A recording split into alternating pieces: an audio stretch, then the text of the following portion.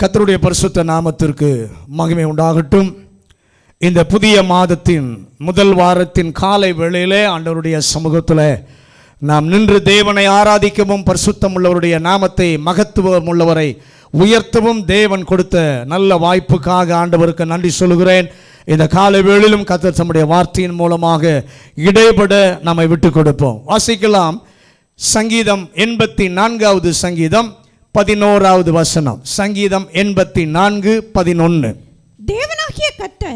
தேவனாகிய கர்த்தர் சூரியனும் கேடகமுமானவர் கர்த்தர் கிருபையையும் மகிமையையும் அருளுவார். உத்தமமாய்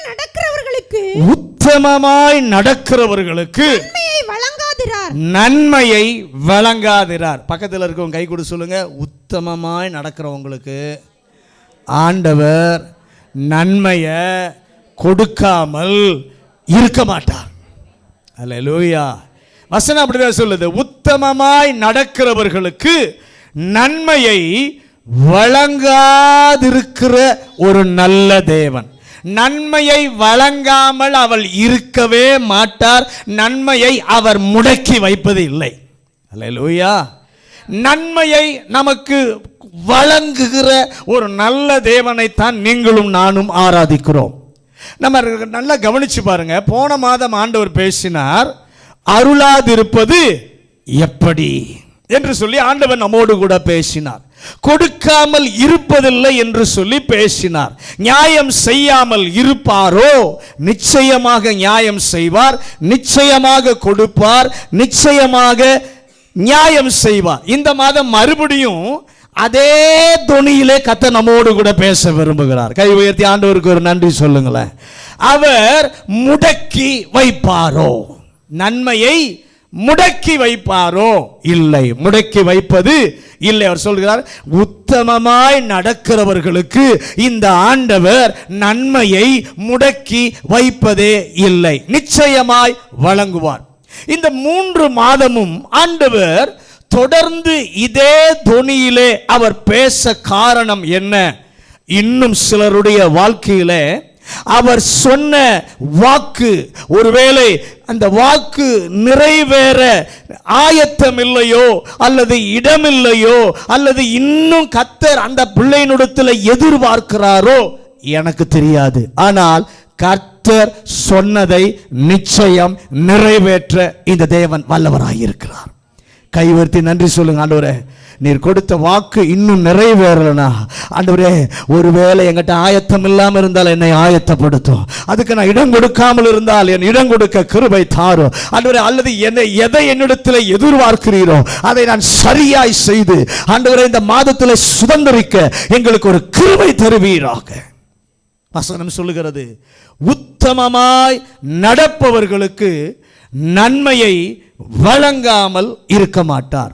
ஆண்டவர் முடக்கி வைக்காத 3 காரியங்கள் உண்டு. இந்த 3ஐயும் கொஞ்சம் வேகமா முதல்ல சொல்கிறேன். வாசிங்க. 40வது சங்கீதம் 11வது வசனம். சங்கீதம் 40:11.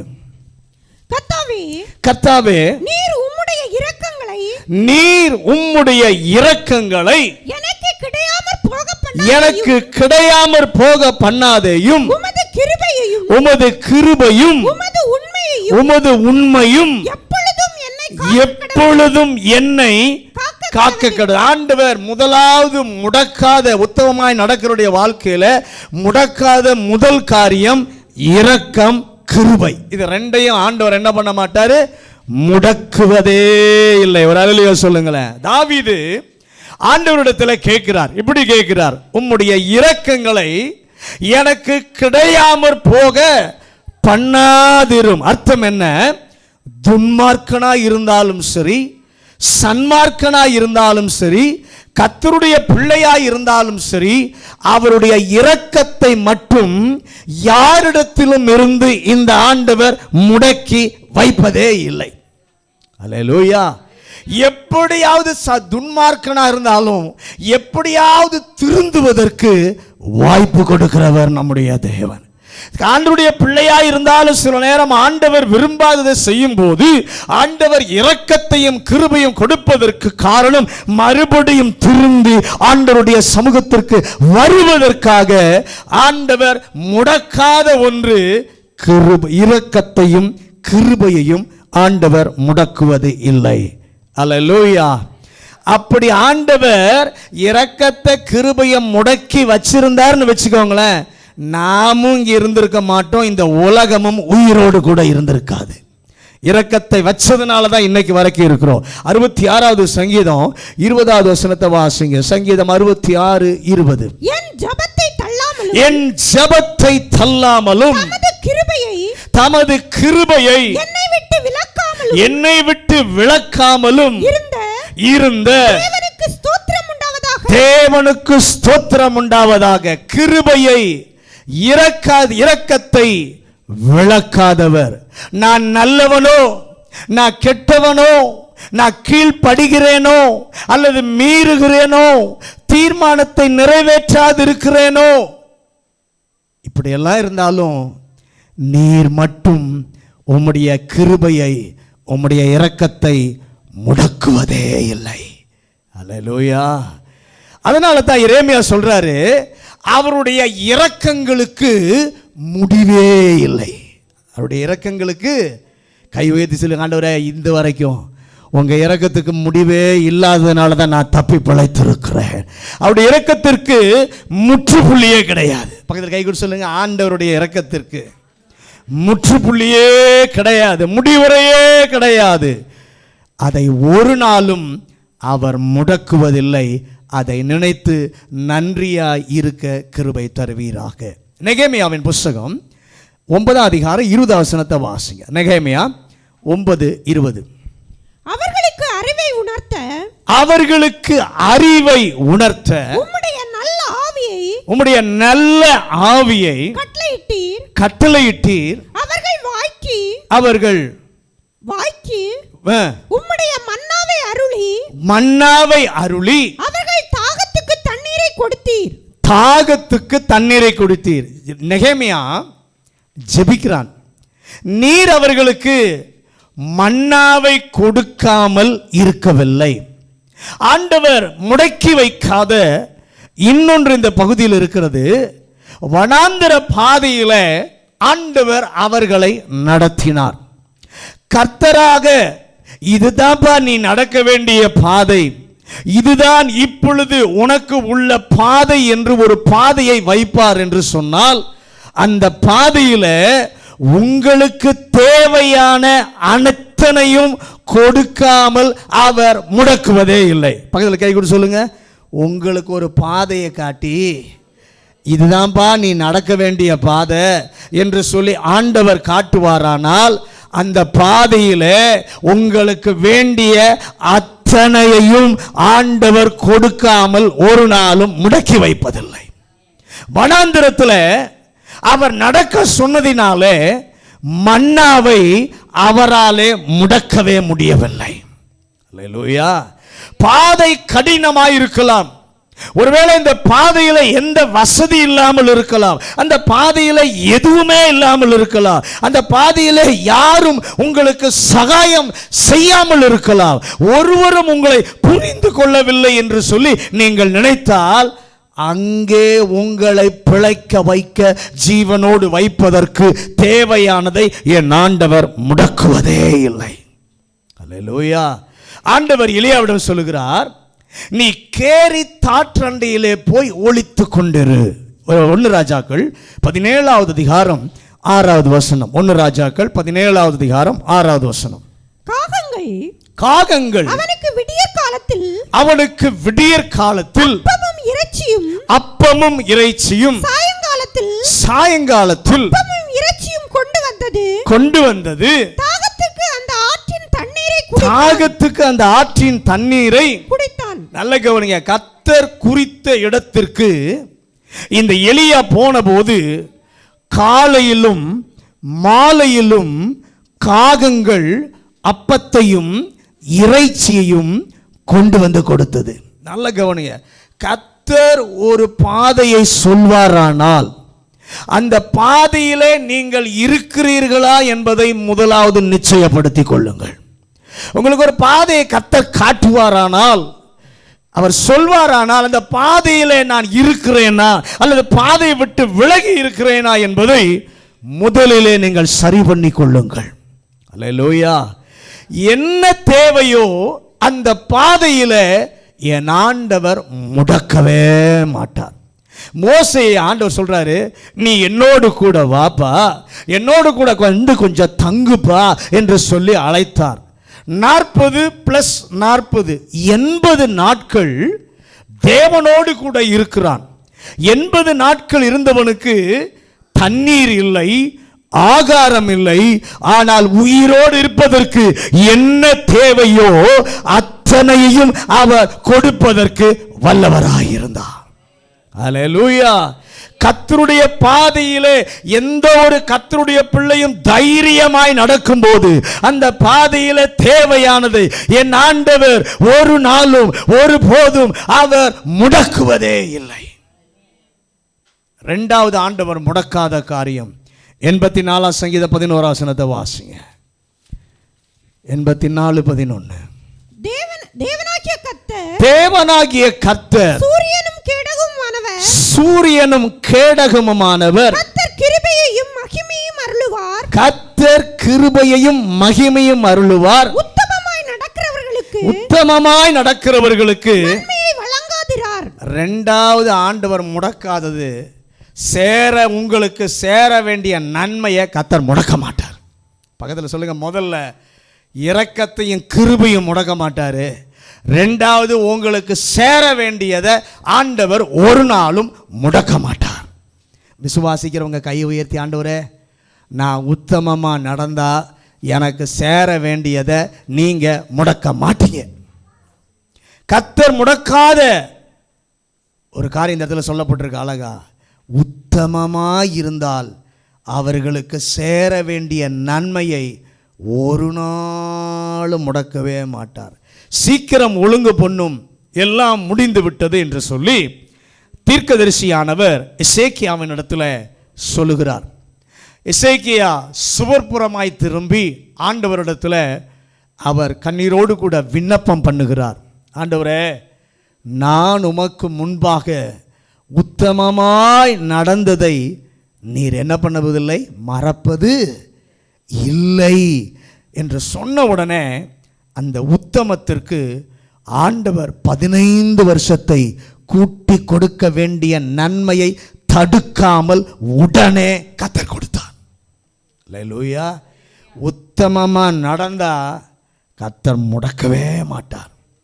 ஒருவேளை உங்க வாழ்க்கையில இன்னும் வாக்கு நிறைவேறவில்லை என்று சொல்லி இருந்தால் உத்தமமாய் நடந்தா கர்த்தர் தருவார். 85 ஆண்டுகள் கர்த்தர் காலேபை வைத்து யோசுவாவிற்கு சொல்கிறார். நான் தேவனுக்கு முன்பு உத்தமமாய் நடந்ததை கர்த்தர் அறிவார் என்று சொன்ன உடனே வயது 84. ஆனாலும் வாக்குத்தத்தம் அந்த ஆண்டிலே நிறைவேற செய்து மலை தேசத்தை கொடுத்து ஏனாக்கியரை முறியடிக்க அவனை கர்த்தர் பலப்படுத்தினார். கர்த்தருடைய பிள்ளை உண்மையாய் இருந்தால், தேவனுக்கு உத்தமமாய் இருந்தால் நன்மையை வழங்காமல் இருக்கவே மாட்டார். அதிலே இரண்டாவது குறிப்பு, கர்த்தர் கொடுக்கிற நன்மைகளிலே ஒன்று 2 சாமுவேல் 16 அதிகாரம் 12வது வசனம். 2 சாமுவேல் 16வது அதிகாரம் 12வது வசனம். ஒருவேளை கர்த்தர் என் சிறுமையை பார்த்து இந்த நாளில் அவன் நிந்தித்த நிந்தனைக்கு பதிலாக எனக்கு நன்மையை சரி கட்டுவார் என்றான். தாவீது இந்த வசனத்தில் சொல்லுகிறதை பார்க்கிறோம். இந்த நாளில் அவன் என்னை நிந்தித்த நிந்தனைக்கு பதிலாக எனக்கு நன்மையை சரி கட்டுவார். தாவீது கர்த்தருக்கு முன்பாக உண்மையாயிருந்தான். கர்த்தரை பின்பற்றுகிற காரியத்தில் உறுதியாயிருந்தவர் தாவீது. அவன் தவறின நேரங்கள் உண்டு, வாழ்க்கையில் தாவீது தவறின நேரங்கள் உண்டு. ஆனால் இப்பொழுதோ கர்த்தருக்கு முன்பாக தாவீது எப்படி இருக்கிறான்? உண்மையா இருக்கிறான். அவனுக்கு உள்ளத்தில் ஒரு நம்பிக்கை, கர்த்தர் எனக்குன்னு ஒரு நன்மையை முடக்க மாட்டார். அது என்ன தெரியுமா? நான் நிந்திக்கப்பட்ட நிந்தைக்கு பதிலாக நன்மையை கர்த்தர் தருவார். இந்த நன்மைக்கு பெயர் என்ன தெரியுமா? ரீபேமெண்ட். இந்த நன்மைக்கு பெயர் என்ன? ரீபேமெண்ட். கர்த்தருடைய சமூகம் வந்திருக்கிற சிலருக்கு இந்த மாதம் கர்த்தர் ரீபேமெண்ட்டை வச்சிருக்கிறார். கை உயர்த்தி ஆண்டவருக்கு நான் யார் யாரெல்லாம் எனக்கு தெரியாது, ஆனால் யார் யாரெல்லாம் கர்த்தருக்கு முன்பாக எல்லா விஷயத்திலும் உண்மையாக உத்தமமாக நடக்கிறீங்களோ அவங்களுக்கு இந்த 7வது மாதத்தில் கர்த்தர் ஒரு ரீபேமெண்ட் பண்ண போகிறார். ஆண்டவருக்காக நீங்கள் உறுதியாக இருந்ததினாலே, வசனத்தின் நிமித்தம் தவறு செய்ய நினைக்காமல் கர்த்தருக்காக நான் நிலை நிற்பேன் என்று நினைத்ததினாலே உங்களுடைய வாழ்க்கையிலே நிந்தைகள், அவமானங்கள், வேதனைகள், நெருக்கங்கள் இவை எல்லாம் வந்தாலும் நீங்கள் விட்டு கொடுக்க வேண்டிய நஷ்டங்கள் கூட உங்க வாழ்க்கையில வந்திருக்கும். ஆனால் இந்த மாதம் நன்மையை வாக்கு பண்ணுகிற கர்த்தர் ஒருவர் இருக்கிறார். ஆமென் சொல்லுங்களேன். அல்லேலூயா.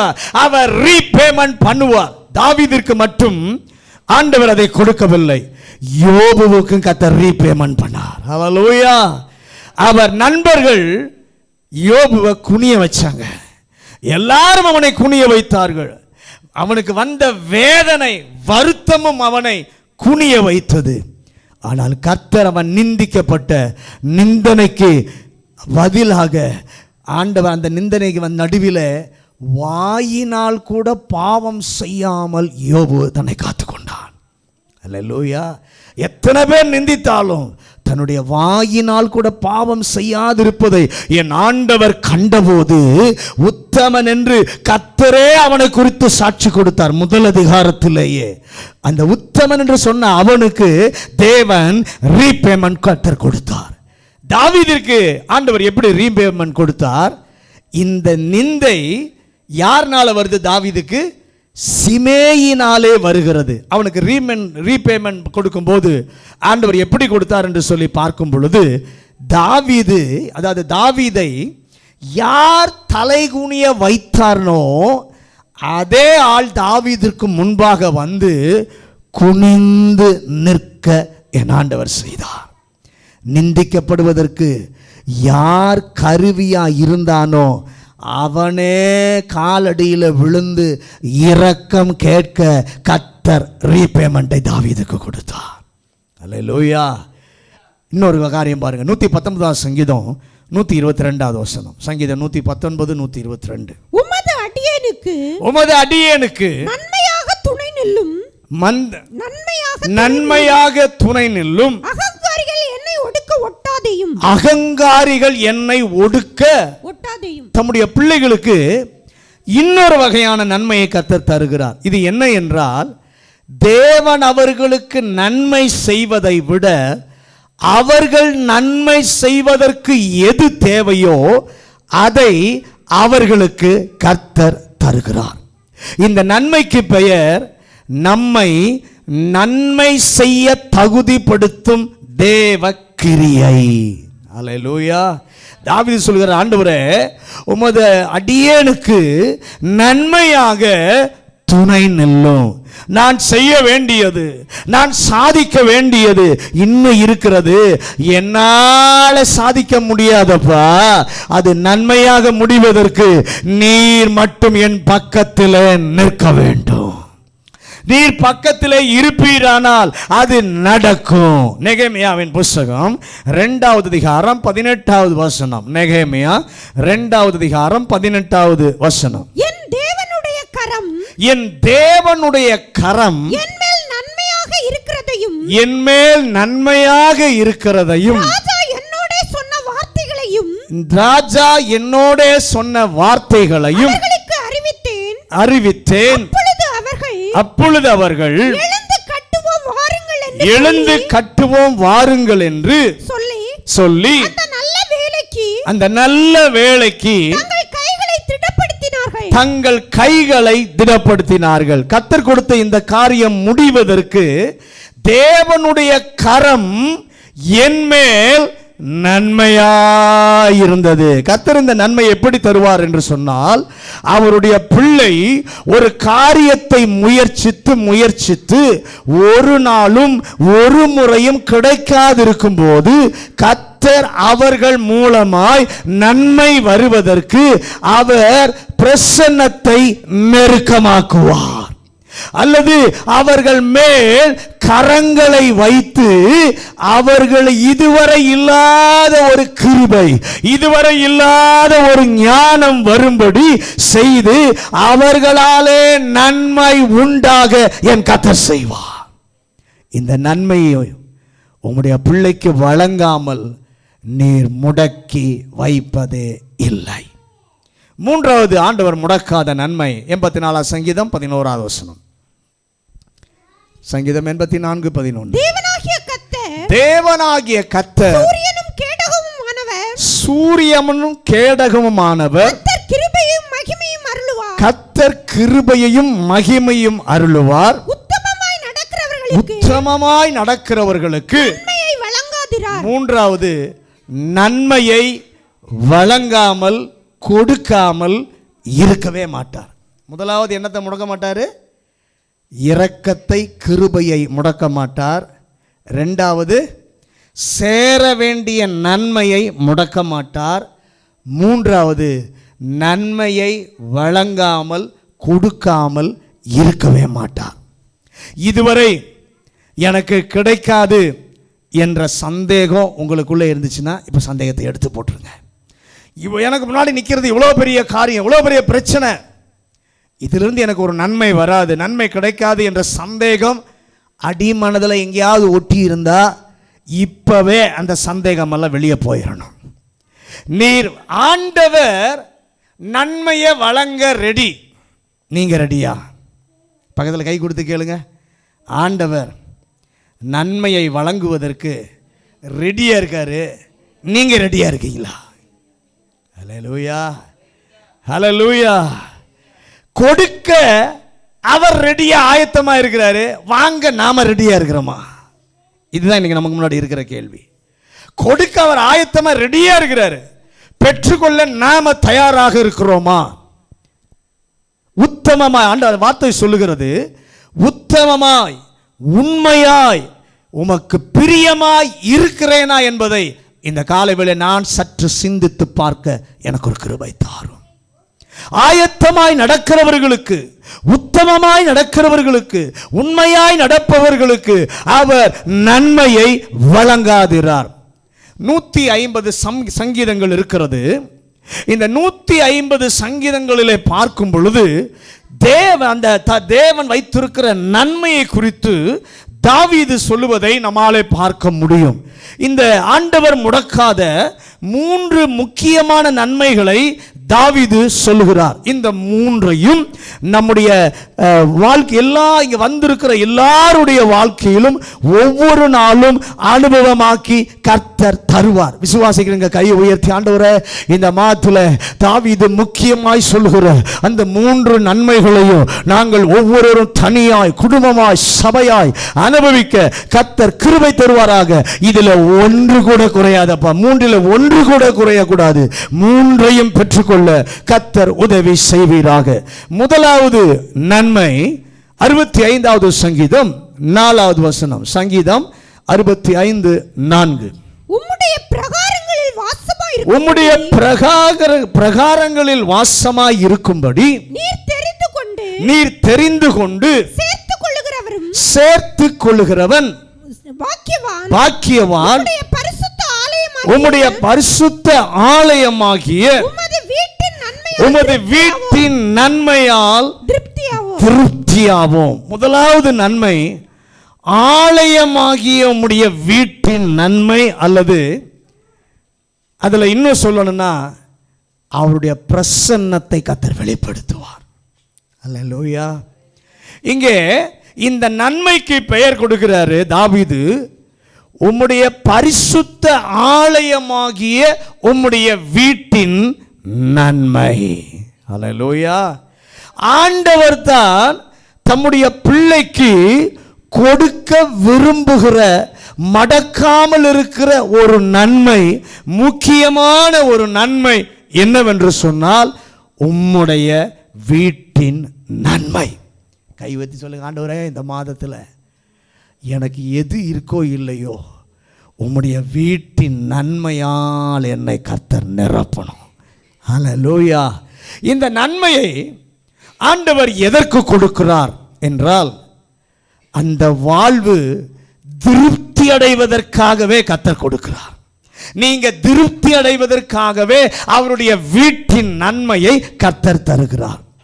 ஏக்கத்தோடு, தாகத்தோடு, வேதனையோடு, வருத்தத்தோடு, கலக்கத்தோடு தேவ ஆலயம் வரும்போது தேவாலயத்தின் நன்மை என்று ஒன்று உண்டு. அது எந்த நிலையில் வந்தாலும் அதே நிலையில திரும்பி போகாமல் திருப்தி அடைய செய்து போக செய்கிற ஒரு நன்மையை கர்த்தருடைய ஆலயத்திலே கர்த்தர் வைத்திருக்கிறார். அல்லேலூயா. தான் கட்டின ஆலயத்தை பிரதிஷ்டை பண்ணும்போது 2 நாளாகமம் 7ஆம் அதிகாரம் 14 முதல் 18 வசனங்களை வாசிக்க கேட்போம். 2 நாளாகமம் 7வது அதிகாரம் 14 முதல் 18. என் நாமம் தரிக்கப்பட்ட என் ஜனங்கள் தங்களை தாழ்த்தி ஜெபம் பண்ணி என் முகத்தை தேடி தங்கள் பொல்லாத வழிகளை விட்டு திரும்பினால் அப்பொழுது பரலோகத்தில் இருக்கிற நான் கேட்டு அவர்கள் பாவத்தை மன்னித்து அவர்கள் தேசத்திற்கு சேமத்தை கொடுப்பேன். இந்த ஸ்தலத்திலே செய்யப்படும் ஜெபத்திற்கு என் கண்கள் திறந்தவைகளும் என் செவிகள் கவனிக்கிறவைகளுமாய் இருக்கும். என் நாமம் இந்த ஆலயத்தில் என்றென்றைக்கும் இருக்கும்படி நான் இதை தெரிந்து கொண்டேன், பரிசுத்தப்படுத்தினேன். என் கண்களும் என் இருதயமும் என்னாலும் இங்கே இருக்கும். உன் தகப்பனாகிய தாவீது நடந்தது போல நீ எனக்கு முன்பாக நடந்து நான் உனக்கு கற்பித்தபடியெல்லாம் செய்து என் கட்டளைகளையும் நியாயங்களையும் கைக்கொள்வாயானால் அப்பொழுது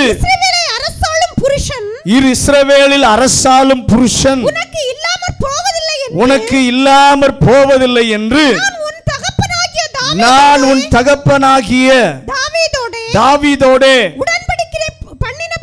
உடன்படிக்கை பண்ணினபடியே உன் ராஜ்ய பாரத்தின் சிங்காசனத்தை நல்ல கவனிங்க. கர்த்தர் அவனோடு கூட பேசுகிறார். இந்த ஆலயத்தை நீ கட்டி இருக்கிறாயே, என் நாமத்தை அதற்கு நான் தரித்திருக்கிறேன்.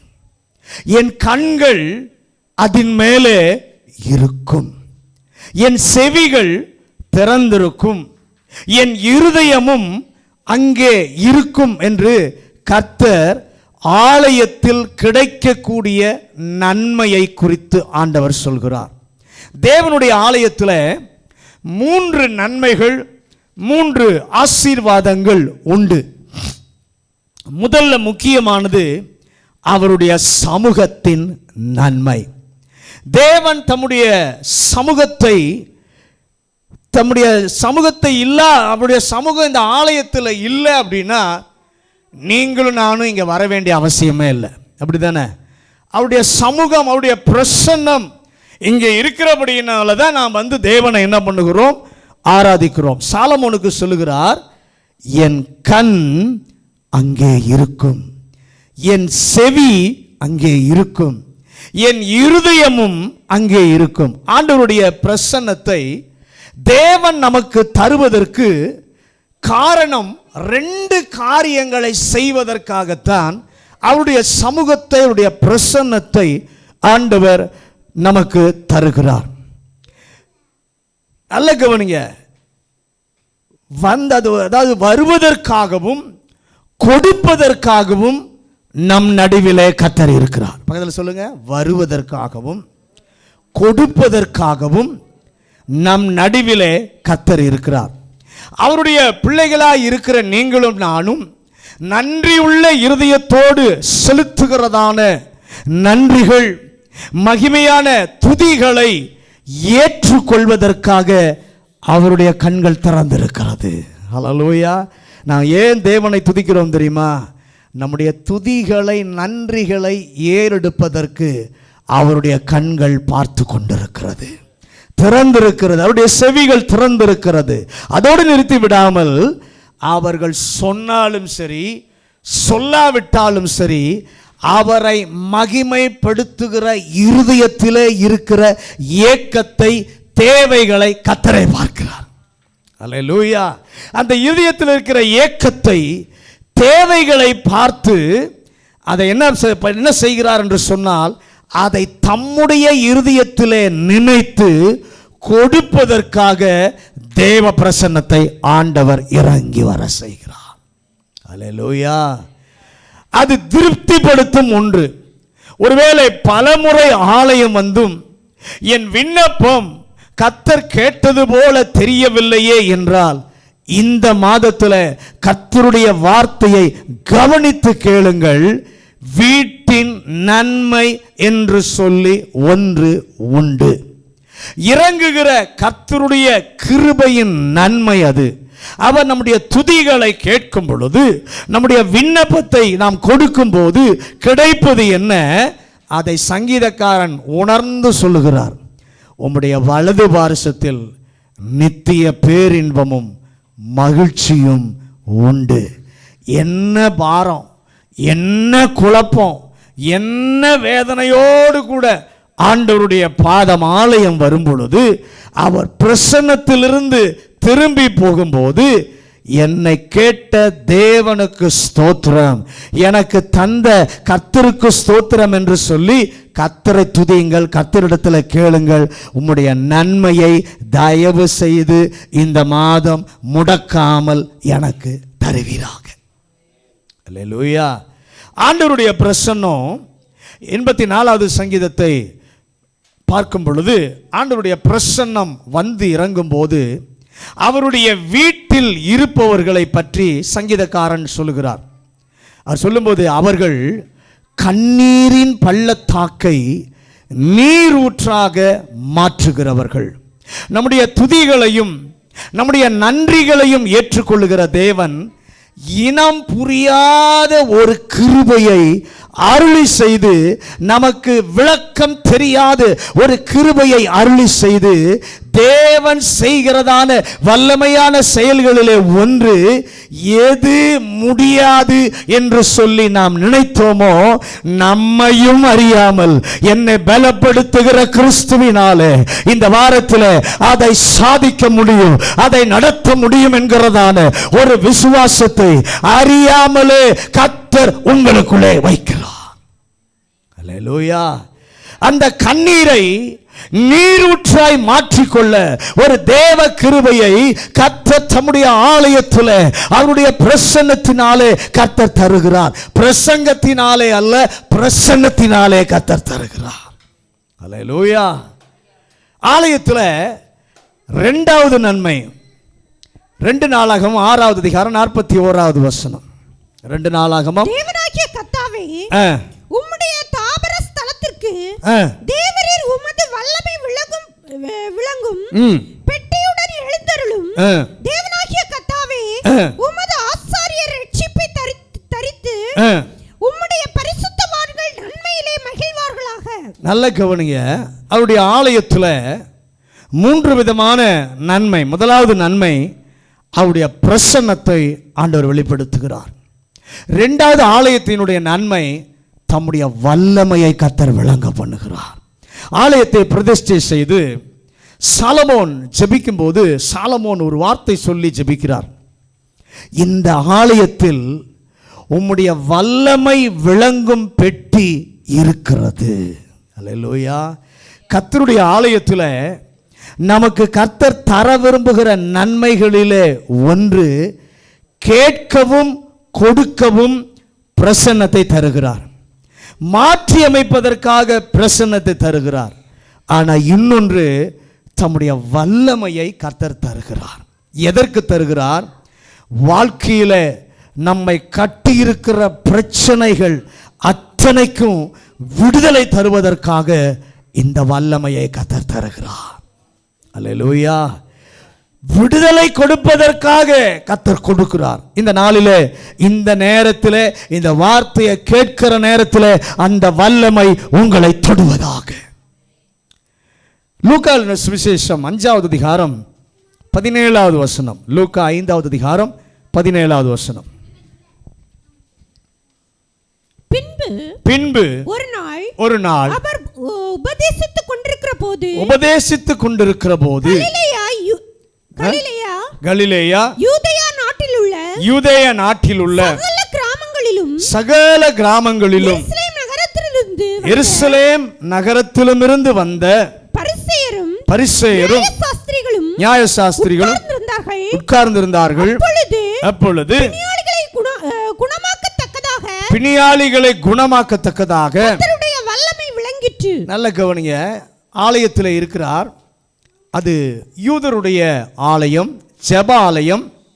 அந்த ஆலயத்திலே கூட பிணியாளிகளை குணமாக்க தம்முடைய வல்லமை விளங்கிற்று என்றால், விசுவாசிகள் கூடியிருக்கிற தேவாலயத்தில் நிச்சயமாய் வல்லமையை கர்த்தர் விளங்க பண்ணுவார். எந்த வரிசையில் நீங்க உட்கார்ந்திருந்தாலும், முன்னாடி உட்கார்ந்திருந்தாலும் சரி, பின்னாடி உட்கார்ந்திருந்தாலும் சரி, இந்த காலை வேளையில தேவ வல்லமை இந்த இடத்துல பிரசன்னமாகி இருக்கிறது. விசுவாசிக்கிறவங்களாம் கையை உயர்த்தி, ஆண்டவரே உம்முடைய வல்லமை இந்த இடத்துல என் அருகில பிரசன்னமாகி இருக்கிறதற்காக உமக்கு நன்றி சொல்லுகிறேன். உங்களை நசுக்குகிற, உங்களை வேதனைப்படுத்துகிற, உங்களுக்கு கண்ணீர் வர வைக்கிற அத்தனை கட்டுகளையும் இன்றைக்கு முறியடிப்பதற்கு தேவன் தம்முடைய வல்லமையுள்ள பிரசன்னத்தை இந்த இடத்துல ஊற்றி இருக்கிறார். அல்லேலூயா. 3வது ஆலயத்தினுடைய நன்மை. ஆகாயின் புஸ்தகம் 2வது அதிகாரம் 9வது வசனம். ஆகாய் 2வது அதிகாரம் 9வது வசனம். முந்தின ஆலயத்தின் மகிமையை பார்க்கிலும் இந்த பிந்தின ஆலயத்தின் மகிமை பெரிதாயிருக்கும் என்று சேனைகளின் கர்த்தர் சொல்லுகிறார். இவ்விடத்தில் சமாதானத்தை கட்டளையிடுவேன் என்று சேனைகளின் கர்த்தர் உரைக்கிறார் என்று சொல் என்றார். சேனைகளின் கர்த்தர் உரைக்கிறார் என்று சொல் என்றார். 3வது ஆலயத்தின் நன்மை, வாய்ப்பு உள்ள மகிமையை அனுபவிக்க கர்த்தர் கிருபை தருகிறார். ஆலயத்தில் கர்த்தருடைய மகிமையை அனுபவிக்க வாய்ப்பு உண்டு. கை கொடு சொல்லுங்க. ஆலயத்தில் வரும்பொழுது கர்த்தருடைய மகிமையை அனுபவிக்க வாய்ப்பு உண்டு. எத்தனை பேர் அனுபவிச்சிங்க இன்னைக்கு? எனக்கு தெரியாது. எத்தனை பேர் அனுபவிச்சிங்கன்னு கையை தூக்க சொன்னா தூக்காம கூட இருக்கலாம். ஆனால் ஏன் தூக்கணும் அப்படின்னு கூட தெரியாமல் இருக்கும். ஆனால் இப்போ அதை குறித்து விளக்கம் சொன்னால் தானாக கைகளெல்லாம் உயரும். தானாக கைகளெல்லாம் உயரும். நல்லா கவனிங்க. தேவன் ஆலயத்தில் பழைய ஏற்பாட்டிலே அவர் மகிமை ஆலயத்தை நிரப்பின போது கண்ணுக்கு தெரிகிற ஒரு புகையாக அல்லது ஒரு மேகமாக இருந்தது. அது வந்துவிட்டால் எல்லாரும் வெளியே போயிடுவாங்க. பழைய ஏற்பாட்டில் எப்படி கர்த்தருடைய மகிமை இறங்கும் போது ஒரு மேகமாக அல்லது ஒரு புகையாக அது வரும் பொழுது எல்லாரும் ஆலயத்திலிருந்து என்ன பண்ணிடுவாங்க? வெளியே போயிடுவாங்க. ஆனால் புதிய ஏற்பாட்டில் அப்படி ஒரு மேகம் இல்லை. ஏன் தெரியுமா? நம்மை வெளியே விரட்ட அல்ல, உள்ளே கொண்டு வரதான் கர்த்தர் தம்முடைய மகிமையை அனுப்புகிறார். அல்லேலூயா. உள்ளே வைக்கவே கர்த்தர் விரும்புகிறார். ஆண்டவருக்கு எல்லாம் நன்றி சொல்லி, ஆண்டவரே வெளியே அல்ல, என்னை சமூகத்தில் உம்முடைய பிரசன்னத்தில் உள்ளே இருப்பதற்காக, உம்முடைய மகிமையை அனுபவிப்பதற்காகவே என்னை உள்ளே கொண்டு வந்ததற்காக நன்றி ஆண்டவரே. மேகத்தை தருவதற்கு பதிலாக ஆண்டவர் மகிமையை வேறு 2 விதத்திலே ஆண்டவர் வெளிப்படுத்துகிறார். எப்படி? ஆண்டவருடைய மகிமை ஆலயத்தில் வெளிப்படுத்துகிற முதலாவது முறை, அவர் தம் வார்த்தையை அனுப்பி வார்த்தையை மகிமைப்படுத்துகிறார். வார்த்தையை அனுப்பி வார்த்தையை கர்த்தர் என்ன பண்ணுகிறார்? மகிமைப்படுத்துகிறார். அவரவருக்கு எத்தனை கோடி ஜனங்க கூடியிருந்தாலும், எத்தனை ஆயிரக்கணக்கான மக்கள் கூடியிருந்தாலும், ஒரே ஒரு குரலின் மூலமாக அவரவருக்கு தேவையானதை தருகிறவர் தான் நம் நடுவிலே உலாவிக் கொண்டிருக்கிறார். அல்லேலூயா. ஒவ்வொரு வந்திருக்கிற ஒவ்வொரு தனித்தனியான பிள்ளைக்கும் தம்முடைய வார்த்தையை கொடுத்து, அந்த வார்த்தை கற்பனை அல்ல, அந்த வார்த்தை மந்திரம் அல்ல, அது நிகழ்ச்சி காண்பிக்கிற, நடத்தி காண்பிக்கிற ஒரு வார்த்தை என்பதை ஆண்டவர் நிச்சயப்படுத்துகிறார். அந்த வார்த்தைக்கு பின்னாலே தேவன் இருக்கிறார். எல்லாரும் சொல்லுங்க, அவர் கொடுக்கிற வார்த்தைக்கு பின்னாலே தேவன் இருக்கிறார் என்று வார்த்தையை மகிமைப்படுத்தி காண்பிக்கிற ஒரு தேவன் நம் நடுவிலே இருக்கிறார். அதுதான் ஆலயத்தில் கிடைக்கிறதான தேவனுடைய நன்மை. தனியாக இருந்தாலும் பேசுவார், வீட்டில் இருந்தாலும் பேசுவார். ஆனால் இத்தனை பேர் ஆயத்தத்தோடு ஜெபத்தோடு, ஆண்டவரே எங்களோடு கூட நீங்க பேசணும் ஆண்டவரே என்று சொல்லி எதிர்பார்ப்போடு வரும்போது அவர் பேசாமல் இருப்பது இல்லை. அல்லேலூயா. நன்மையை நிச்சயம் வழங்குவார். பக்கத்தில் கை கொடு சொல்லுங்க, தனியாகவும் பேசுவார், வீட்டில் ஜெபம் பண்ணும்போதும் பேசுவார். நம்ம சபையா இத்தனை பேர் கூடி வந்திருக்கும் போது நிச்சயமாய் கர்த்தர் பேசுவார், நிச்சயமாய் நன்மையை வழங்குவார். வார்த்தை வரும்போது, மகனே மகளே இது உனக்கு தான் என்று சொல்லி நம்ப முடியாவிட்டாலும் இதயத்தில் ஏற்க வைத்து அதற்கு தேவையான விசுவாசத்தை தந்து, தேவையான கீழ்ப்படிதலை தந்து, நம்மை நமக்குள்ளே மாற்றத்தை ஏற்படுத்துகிற ஒருவர் இருக்கிறார். அவருக்கு பெயர் மகிமையின் ஆவியானவர். அல்லேலூயா. மகிமையின் ஆவியானவர் என்ன செய்கிறார்? அந்த வார்த்தை என்னுடைய சூழ்நிலையிலே வருவதற்கு எனக்குள்ளேயே நான் பேசிக்கொண்டே இருக்கிறேன், அவர் எனக்குள் கிரியை செய்து கொண்டே இருக்கிறார். அல்லேலூயா. நானும் கட்டுப்படுத்த முடியாமல் எனக்கு கண்ணீர் வந்து விடுகிறது, அடக்க முடியாமல் எனக்குள்ளே ஒரு பெரிய ஏக்க பெருமூச்சு வருகிறது. நான் நினைத்து செய்யவில்லை, எனக்குள் இருக்கிற மகிமையின் ஆவியானவர் கிரியை செய்கிறார். அல்லேலூயா. கை உயர்த்தி, ஆண்டவரே எனக்கு தந்து என்னை தகுதிப்படுத்தி நான் சுதந்திரிக்க உருமாற்றம் செய்கிற பரிசுத்த ஆவியானவருக்காக, மகிமையின் ஆவியானவருக்காக இந்த காலை வேளையிலே நன்றி ஆண்டவரே. ஒவ்வொரு முறையும் கர்த்தருடைய பிள்ளை ஆலயத்திற்கு வரும்போது இந்த 3 நன்மையையும் அனுபவிக்காமல் போகவே கூடாது. உங்கள் இதயத்தில் கை சொல்லுங்கள், ஆண்டவரே கை வச்சு சொல்லுங்கள், ஆண்டவரே ஒவ்வொரு முறை உம்முடைய ஆலயத்திற்கு வரும்போது இந்த 3 நன்மையையும் நான் அனுபவமாமல் போகக்கூடாது. கர்த்தர் என்னோடு கூட பேசினார் என்று சொல்வது பெரிதல்ல, அந்த பேச்சு என்னில் நடப்பதற்கு தகுதிப்படுத்தினார் என்று சொல்வதுதான் மிக முக்கியமான காரியம். இதை நான் சுதந்திரித்து போகிறேன், நீர் ஆயத்தப்படுத்தி இருக்கிறீர் என்ற நம்பிக்கையோடு செல்ல வீட்டின் நன்மையால் எங்களை இந்த காலை வேளையிலே கர்த்தர் திருப்தியாக்குவீராக. முழங்காற்படிடுவோம். ஆண்டவர் முடக்காத நன்மை 3 உண்டு. அவருடைய இரக்கத்தை, அவருடைய கிருபையை அவர் முடக்க மாட்டார். 2வது, சேர வேண்டிய நன்மையை கர்த்தர் முடக்கவே மாட்டார். 3வது, நன்மையை வழங்காமல் கொடுக்காமல் இருக்கவே மாட்டார். சங்கீதக்காரனாகிய தாவீது ராஜா 150 சங்கீதங்களிலே ஆண்டவர் தம்முடைய பிள்ளைகளுக்கு முடக்காத 3 முக்கியமான காரியங்களை இன்றைக்கு கர்த்தர் நம்மோடு கூட பேச விரும்பி காலை வேளை ஒரு காரியத்தை குறித்து பேசியிருக்கிறார். 1, ஆலயமாகிய வீட்டின் நன்மை. அந்த ஆலயமாகிய வீட்டில் என்ன நன்மை ஆண்டவர் தருகிறார்? 3 நன்மை.